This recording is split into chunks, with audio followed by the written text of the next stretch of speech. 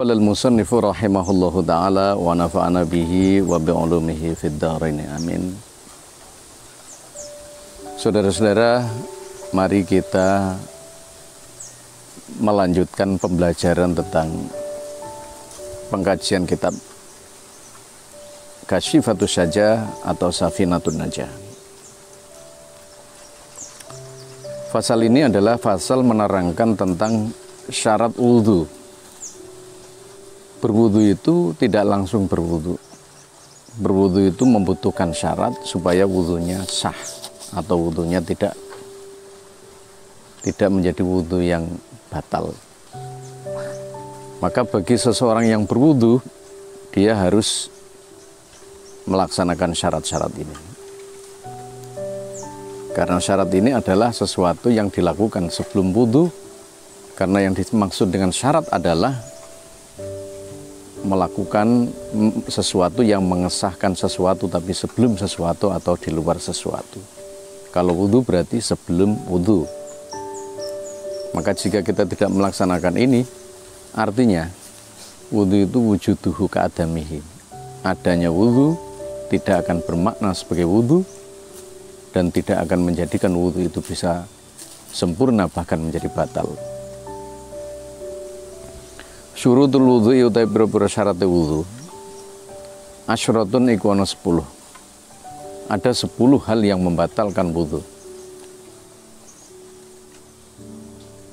Ada 10 hal yang menjadi syarat wudhu.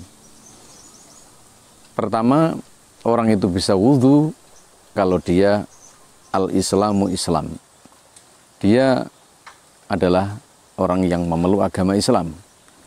Tapi kalau orang yang tidak memeluk agama Islam, tidak mungkin dia akan menjadi sah wudhunya.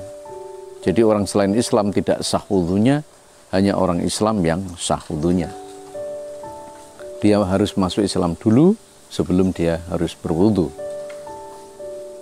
Watamyizulan pinter. Pinter itu artinya pandai, memahami, mengerti. Kalau bahasa Jawa namanya ngerti wong-wongan. Dia tahu arah, dia tahu jumlah, dia memahami sesuatu isyarat. Kalau disuruh ke utara dia ke utara, disuruh ke selatan dia ke selatan. Yang jelas orang yang sah wudhunya itu kalau dia sudah paham tentang hal-hal yang dasar dalam kehidupan. Seperti seorang anak yang sudah memahami tentang kehidupan yang simpel. Dia bisa memahami ucapan orang lain, memaknai ucapan orang lain. Ya, kalau Jawone ya bahasanya ngerti alif bengkong lah. Artinya dia akan menurut dengan bahasa orang lain yang bisa dipahami secara simpel. Suruh makan, makan. Suruh minum, minum. Suruh tidur, tidur. Itu artinya anak yang mengerti tentang sesuatu, ngerti wong-wongan. Itu tamyiz namanya. Yang ketiga, wan naqa'u lan suci anil haidhi, saking haid, wan nifasi lan nifas. Dia harus suci dari nifas. Artinya dia tidak haid, dia tidak nifas. Kalau haid tidak bisa memberikan kesempurnaan pada wudhu.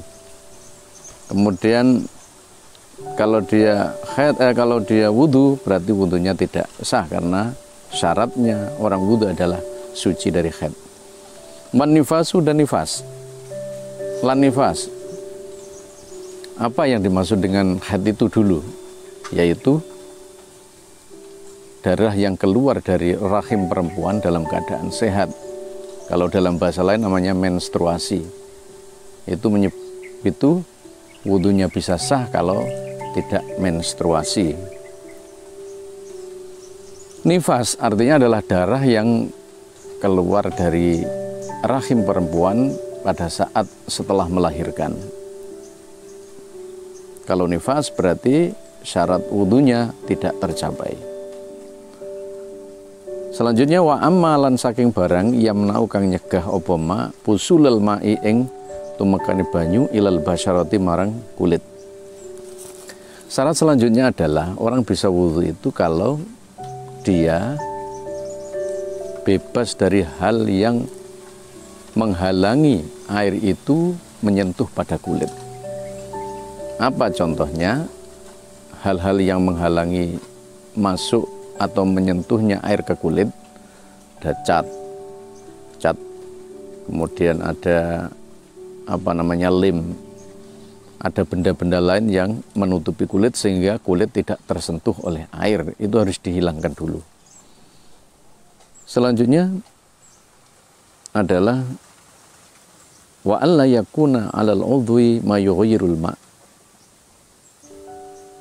Tidak ada anggota badan yang ketika ada air itu berubah sebelum dia menyentuh kulit. Contoh seperti cat warna, walaupun dia tidak menghalangi air ke kulit, tetapi dia merubah air sebelum menyentuh kulit, artinya mustakmal. Artinya wudhunya tidak sah kalau ada hal-hal yang menyebabkan kulit itu ketika disentuh air, airnya sudah berubah. Maka syarat wudhu tidak terpenuhi. Contoh seperti tinta, kemudian zat warna yang nanti bisa mengubah air, kesucian air, keaslian air untuk menyentuh pada kulit.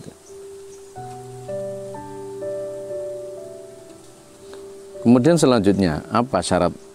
Syarat selanjutnya adalah wal ilmu bi fardhiyatihi, memahami, mengerti tentang ilmunya fardunya wudhu. Jadi wudhu itu ada fardunya, ada sunnahnya. Nah, fardunya itu kalau tidak memahami, maka hukumnya dia nanti akan menyatakan bahwa yang sunat menjadi fardu, dan itu akan membatalkan wudhu. Wudhu itu fardunya satu niat, 2 membasuh muka, 3 membasuh kedua tangan, 4 membasuh sebagian sirah, 5 adalah kedua kaki sampai pada mata kaki. Kalau tangan tadi sampai pada siku-siku. Yang terakhir adalah tartib, artinya tertib mulai awal sampai akhir. Kalau sudah tahu itu maka wudhunya sah. Kalau tidak tahu maka syarat wudhu tidak tercapai, bahkan tidak sah. Wal ma'u lan banyu atau huru kang suci. Air yang digunakan berwudhu suci.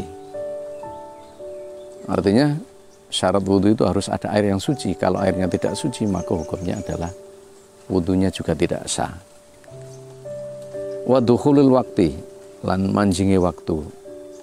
Kalau sudah waktunya sudah manjing, artinya sudah mancing waktu, sudah masuk waktu sholat, maka dia bisa menjadi wudhunya syaratnya tercapai. Wal mualatu lan nuli-nuli lida imil hadasi marang wong kang langgeng hadasi. Artinya gini, kalau orang-orang yang beser itu orang yang sering kencing atau beser darah, sering keluar darah, maka dia harus dalam satu fardu dia harus berwudu. Ketika fardu yang lain datang, salat maghrib selesai, maka ketika ada fardu isya, mau salat isya dia harus wudhu lagi, karena fardu itu ketika ada orang yang sering kencing, beser uyuh, beser keteh, maka dia satu fardu syartu wudhu. Artinya setiap satu sholat fardu maka satu wudhu. Kalau yang sunat terserah. Kalau fardu maghrib dia sudah wudhu, maka fardu isya dia harus wudhu lagi untuk melaksanakan sholat isya. Ini artinya bahwa syarat itu sudah terpenuhi. Semoga pengajian hari ini bisa menjadi berkah dan memberi manfaat pada kita. Wallahul muwaffiq ila aqwamit thoriq. Wassalamualaikum warahmatullahi wabarakatuh.